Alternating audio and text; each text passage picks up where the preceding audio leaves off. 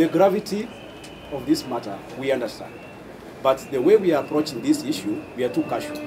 You were misquoted, my lady, by saying there is no CBA. You didn't say that. You didn't say there's no CBA. My lady, what you said was, it has not been registered. That's what you said. And anybody who misquoted the court to be saying, because this is what you usually do, that there is no CBA, I think that is misleading the public. Cabinet Secretary's responsibility under the Constitution is not less than that of the doctors.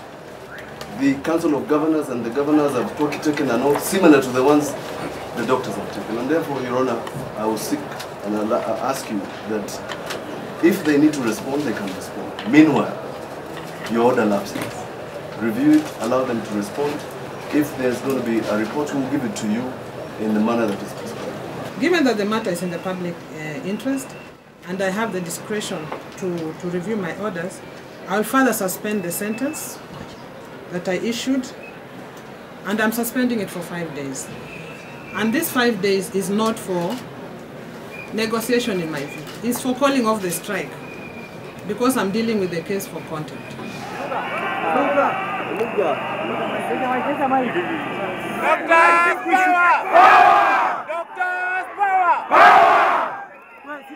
Thank you, doctors. God has been gracious. We go to Railways Club.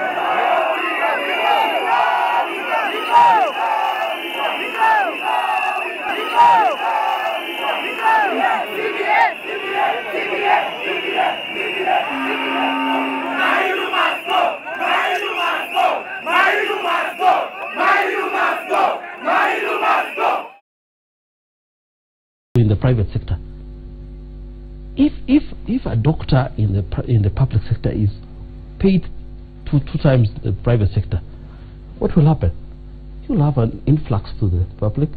Private hospitals close down, and that is so. You know and I really want Kenyans to appreciate this, that we are not refusing to pay doctors, but if you ask ridiculous amount, you have to be explained why we cannot afford that.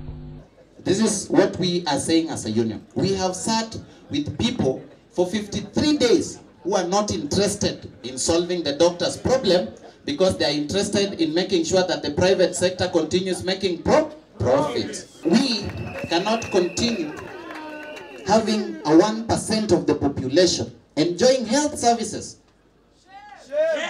in private hospitals which they own. Okay? And I said this before. Even NHIF now, which is public, and us as doctors are on the record telling Kenyans to take the NHIF card. Sindio? Alafu, much of that money, I said here 33 billion, inaingia private hospital. Right now, every private hospitals, every month, 100 million from NHIF. Okay? Okay? Only 7 billion goes to the public hospitals, and 4.2 of it is free maternity. All right? That is a deliberate move to collapse the public health sector that 99% of Kenyans depend on. Okay? And that is also a direct move to make insurance so expensive. Okay? For the majority of Kenyans who would wish, the families would wish to take insurance, but because you cannot afford, those are the forces that we are fighting. The same way you believe a doctor's prescription when you go to hospital, whether private or public, and you go and you take those medications and follow instructions, is the same way we as the doctors want to pronounce ourselves. Please believe our prescription of CBA implementation.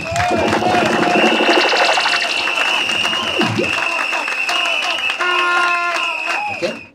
And we have said we shall stand with this country.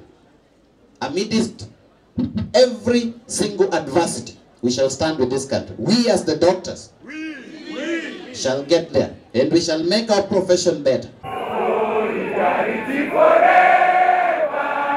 Solidarity forever! Solidarity forever! For the union makes us strong! This matters are also grave, and they are in the public interest, as we all know. It is the duty of this court not to send anybody to jail. And I can tell you for the last 10 years, I've never sent anybody to jail. The role of this court is to bring a solution, and an amicable solution given what is happening.